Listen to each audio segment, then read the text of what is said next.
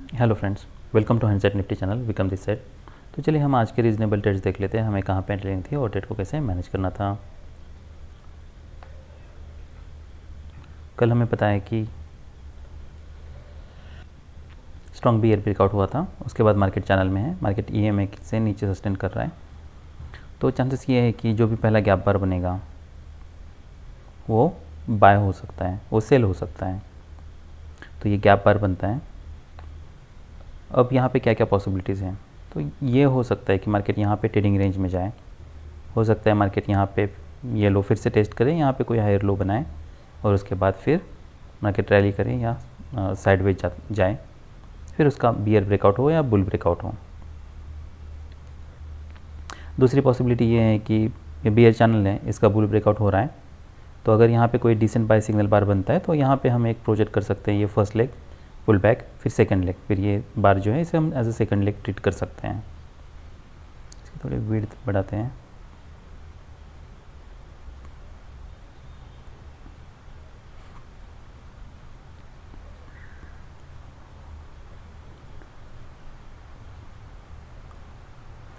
तो ये first leg हो सकता है, फिर पुल बैक और एक सेकंड लेग हो सकता है। और पॉसिबिलिटी ये है कि यहाँ से अगर मान लीजिए यहाँ पे आप बाय करते हो, अगर आप यहाँ पे बाय करते हो तो यहाँ पे कोई डबल टॉप बने, यहाँ पे कोई लोअर हाई बने, भले दो बियर बार से, पर दोनों कोई स्ट्रॉन्ग बियर बार्स नहीं है, एक डोजी है और दूसरा एक स्ट्रॉन्ग बियर बार है। तो यहाँ पे आइदर मार्केट ट्रेडिंग रेंज में जा सकता है, उसके बाद फिर उसका ब्रेकआउट हो सकता है, या फिर ये first leg pull back second leg भी हो सकता है। ये चैनल का टॉप है तो ये टेस्ट हो सकता है। इसलिए जैसे ये कोई डिसेंट बाय सिग्नल बार बनता है यहाँ पे हम ज़रूर बाय कर सकते हैं। फिर हमें फॉलोअप कैंडल्स देखने हैं। तो अगर आप यहाँ पे बाय करते हो तो यहाँ पे कॉन्जिक्यूटिव बुल बार्स बन रहे हैं। ये एक जैसे कि हमारे लिए एक टारगेट है, तो यहाँ पे आप कुछ क्वांटिटी बुक कर सकते हो, या फिर आप वेट कर सकते हो कि यहाँ से क्या कोई रिवर्सल क्रिएट होता है क्या। अगर रिवर्सल क्रिएट नहीं हो रहा, एटलीस्ट यहाँ पे आप कॉन्जिक्यूटिव बियर बार्स अगर नहीं बनते, उसका लो नहीं निकालता है, तो आप होल्ड कर सकते हो। चांस ये है कि और एक लेग आए, क्योंकि ये स्ट्रॉन्ग ब्रेकआउट है और ये माइक्रो चैनल है। तो ब्रेकआउट के बाद और एक चैनल की पॉसिबिलिटी है, इसलिए फिर आगे हमें फॉलोअप देखना है। यहाँ पे ये वीक फॉलोअप है, यहाँ पे कोई स्ट्रॉन्ग ब्रेकआउट नहीं हो रहा है, इसलिए यहाँ पे जैसे कोई वेज क्रिएट होता है, first leg pull back, second leg pull back, third leg, तो first push, second push, third push, तो यहाँ पे हम फिर एग्ज़िट कर सकते हैं और यहाँ पे हम सेल के लिए भी सोच सकते हैं। हमारा टारगेट क्या होगा, टारगेट ये लो हम रख सकते हैं, पर हमें देखना है कि क्या यहाँ पे मार्केट कोई डिसेंट बाय सिग्नल बार बनाता है क्या। अगर नहीं तो हम यहाँ पे वेट कर सकते हैं। फिर पुल बैक बहुत डीप है और ये टाइट चैनल में है, तो यहाँ पे एक डिसेंट बाय सिग्नल बार है, हम यहाँ पे ज़रूर बाय कर सकते हैं, क्योंकि अभी मार्केट 20 और मोर बार्स ईएमए के ऊपर है, तो यहाँ पे बायर्स होने के चांसेस हैं। पर हमें ये एक्सपेक्ट कर सकते हैं कि इतने स्ट्रॉन्ग रिवर्सल के बाद चांसेस ये हैं कि और एक लेग आए, पर वो लेग ऐसा भी हो सकता है कि वो लेग साइडवेज, या तो वो लेग ये टेस्ट करें या फिर वो हायर लेग भी हो सकता है। तो यहाँ पे दो स्ट्रॉन्ग बुल ब्रेकआउट के बाद ये एक लेग आता है, पर वो आप देख लीजिए कि यहाँ पे फिर से बायर्स आते हैं। तो अनलेस कोई स्ट्रॉन्ग रिवर्सल नहीं होता है, हम यहाँ पे आराम से वेट कर सकते हैं। फिर यहाँ पे first push, second push, third push, और यहाँ पे कॉन्जिक्यूटिव बुल बार्स नहीं है, तो ऐसे मार्केट यहाँ पे कहीं पे साइडवेज जाने लगता है, हम कुछ क्वांटिटी यहाँ पे एग्जिट कर सकते हैं। यहाँ पे हम कुछ क्वांटिटी बुक कर सकते हैं, रिमेनिंग हम इसके नीचे एग्जिट कर सकते हैं, क्योंकि अभी एक माइक्रो डबल टॉप बन रहा है, पर यहाँ पे कोई सेल नहीं बन रहा, क्योंकि कोई डिसेंट सेल सिग्नल बार नहीं है। पर अगर डीप पुल बैक है तो चांसेस ये भी है कि मार्केट फिर से ईएमए तक एटलीस्ट आए। फिर नेक्स्ट यहाँ पे मार्केट साइडवेज जाता है। देखिए मार्केट ब्रॉड बुल चैनल में है, बहुत लेट पता चलता है, तो हमें अब तक हम यहाँ पे कंक्लूड कर सकते हैं, जैसे इसके ब्रेकआउट हो रहा है, कि यहाँ पे मार्केट ब्रॉड बुल चैनल में होने के चांसेस हैं, क्योंकि अभी हमारे पास ये 2 पॉइंट्स है, ये 2 पॉइंट्स है। फिर हम यहाँ पे बाय कर सकते हैं, और जैसे यहाँ पे वेज बनता है हम यहाँ पे एग्जिट कर सकते हैं, यहाँ पे हम सेल भी कर सकते हैं। और अगर आप यहाँ पे सेल भी करते हो तब भी आपको फॉलोअप देख के फिर अपने ट्रेड को मैनेज करना है। तो कोई भी ट्रेड आपको लॉस में क्लोज करना नहीं पड़ता। तो यहाँ पे अगर आप बाय करते हो तो 367 टू 487, ऑलमोस्ट 100 पॉइंट्स। नेक्स्ट ये भी सेल रीजनेबल था, सो 215 टू 49, ये आप यहाँ पे एग्जिट कर सकते थे। ऑलमोस्ट 20 पॉइंट्स हमें यहाँ पे मिल जाते हैं। क्या हम यहाँ पे सेल कर सकते थे ये बार के नीचे? तो यहाँ पे देखिए कोई खास मोमेंटम नहीं है। अगर आप मान लीजिए करते भी हो तभी आपको फिर फॉलोअप कैंडल्स देखना है। अगर बैड फॉलोअप है, यहाँ पे देखिए मार्केट भले नीचे जा रहा है, कोई मोमेंटम नहीं है, तो आप यहाँ पे कहीं पे ब्रेक इवन पे एग्जिट कर सकते हो। पर जबकि कोई डिसेंट सेल सिग्नल बार नहीं है तो मैं यहाँ पे सेल नहीं करूँगा। फिर जो हमारा नेक्स्ट बाय था वो ये बार के ऊपर था, तो हम यहाँ पे बाय कर सकते हैं। जैसे वेज बन रहा है हम यहाँ पे कहीं पे एग्जिट कर सकते हैं। तो यहाँ पे हमें ऑलमोस्ट 30 और ये 20, तो अबाउट 40 टू 50 पॉइंट्स मिलते हैं। देखिए डीप पुल बैक हैं तो चांसेस ये हैं, और क्लाइमैक्स देखिए यहाँ पे भले ही ये बिल्कुल स्मॉल पुल बैक ट्रेंड की तरह लग रहा है कि इसमें पुल बैक्स बहुत स्मॉल है, पर यहाँ पे गैप्स नहीं बन रहे हैं, निगेटिव गैप्स है। तो जैसे यहाँ पे ये पुल बैक आता है हम यहाँ पे ज़रूर फिर बाय कर सकते हैं।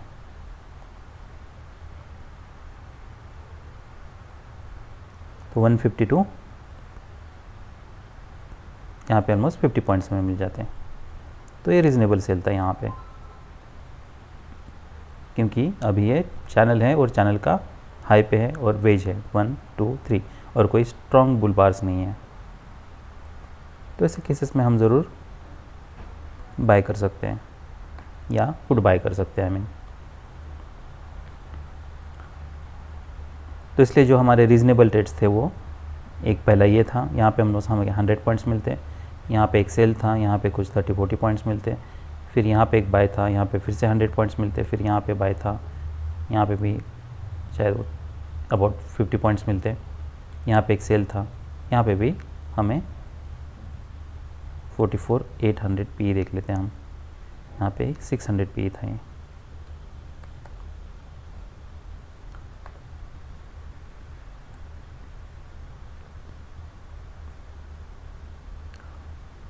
तो ये 2332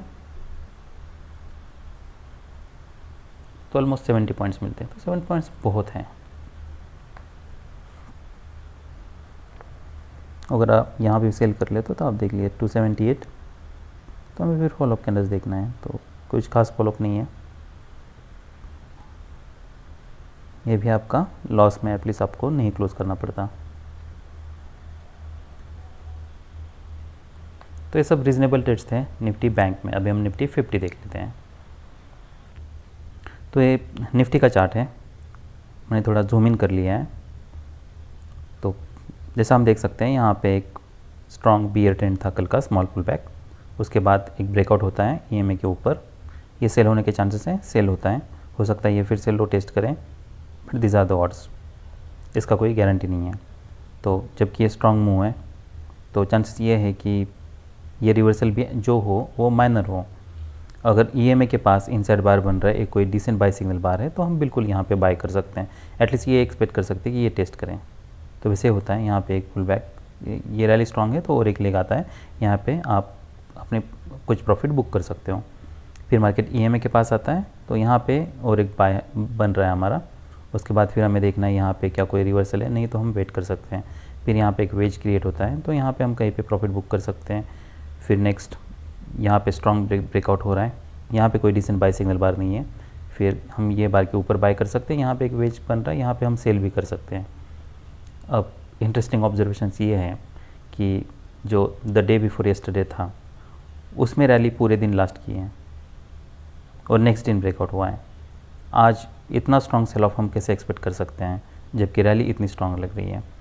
तो एक बात हमें हमेशा ध्यान रखना है कि जब भी रैली बहुत स्ट्रॉन्ग होती हैं, कॉन्जिक्यूटिव क्लाइमैक्सेस होते हैं, वो हमेशा ही अनसस्टेनेबल होती हैं।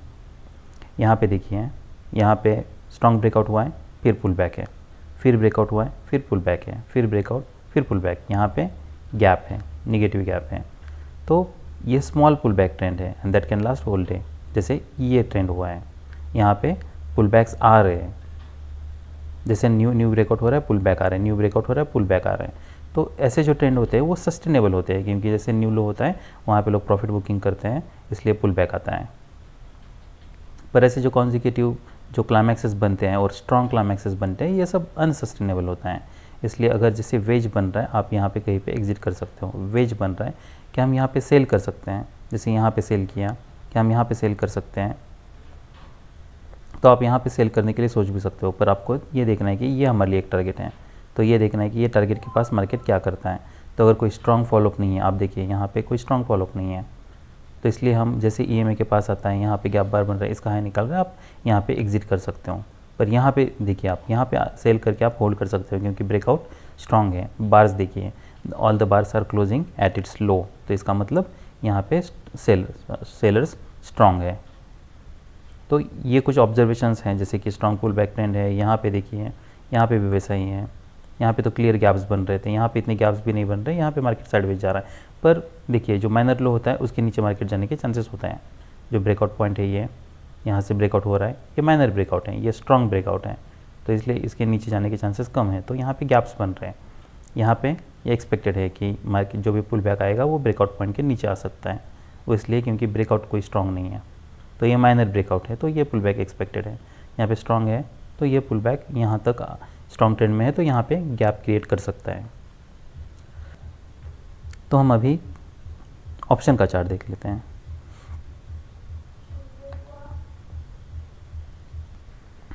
तो हम अभी यहाँ 19550 का CE देख लेते हैं।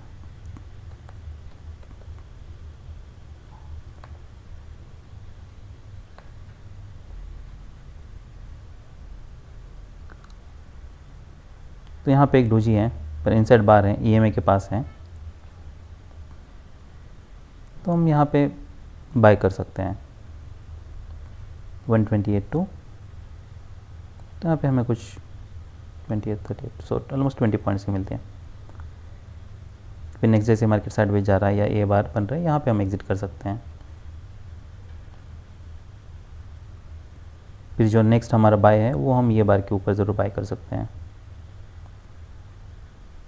और हायर प्रोबेबिलिटी के लिए ये बार के ऊपर भी हम बाय कर सकते हैं, क्योंकि अभी मार्केट EMA के ऊपर सस्टेन कर रहा है। यहाँ पे अगर बाय करते हैं तो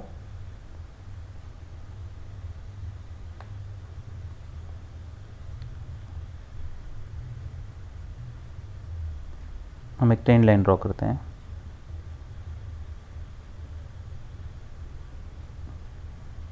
तो यहाँ पे ऐसा लग रहा है जैसे मार्केट यहाँ से रेजिस्टेंस ले रहा है, पर जब तक अगर मार्केट इसकी नीचे क्लोज नहीं देता है, तब तक हम वेट कर सकते हैं। ये कोई स्ट्रॉन्ग बार तो नहीं है बाय करने के लिए, तो हम वेट भी कर सकते हैं। तो जैसे ही ये स्ट्रॉन्ग इनसाइड बार बनता है, ये हमारे लिए सबसे रीजनेबल ट्रेड हो सकता है, क्योंकि ये ट्रेंड लाइन है, इसका ब्रेकआउट हो चुका है, ये ब्रेकआउट के बाद पुल बैक था, तो ये अभी हमारे लिए हाई प्रोबेबिलिटी ट्रेड बन जाता है। तो हम यहाँ पे ज़रूर बाय कर सकते हैं। अब यहाँ पे टाइट चैनल में है, तो हम थोड़ा वेट भी कर सकते हैं कि मार्केट यहाँ पे कोई EMA के ऊपर सस्टेन करे, क्योंकि इमीडिएट अभी यहाँ पे कोई भी क्लियर बाइंग प्रेशर दिख नहीं रहा। तो हम ये बार के ऊपर ज़रूर बाय कर सकते हैं। सो 128 टू 187 और हाईएस्ट, तो ये काफ़ी अच्छा ट्रेड होता। फिर क्या हम यहाँ पे सेल कर सकते हैं? तो 19700।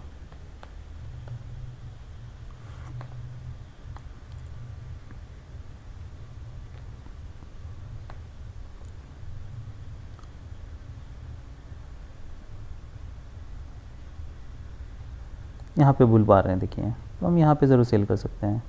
पर फिर जैसे मैंने बताया, फॉलोअप कैंडल्स देखना है। बैड फॉलोअप है तो आप यहाँ पे कहीं पे, पर हमें ये ब्रेक इवन में ही एग्जिट करना पड़ता। फिर जो नेक्स्ट बाय था वो ये बार के ऊपर था 196 टू 214, तो यहाँ पे ऑलमोस्ट हमें 20 पॉइंट्स मिलते हैं। फिर नेक्स्ट